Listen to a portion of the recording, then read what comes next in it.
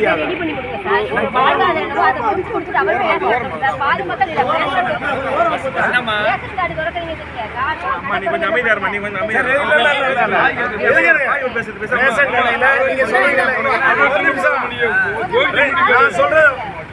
வாழ்வாதாரம் எல்லாரும் ஒரே மேட்டரை பேசுறீங்கன்னா ஓடி அடையாது. ரேஷன் கடையில் பொருள் வாங்குறதுக்கு மக்கள் இருக்காங்க, அவங்க வாங்கிக்குவாங்க. இவங்களை எத்தனை பேர் வீடு ஒர்க்காடு 32 பேர் கொடுத்துருக்குங்க வீடு கட்டுறதுக்கு. கேட்க பிறகு என்ன அம்மா நீ வேலை சொல்றது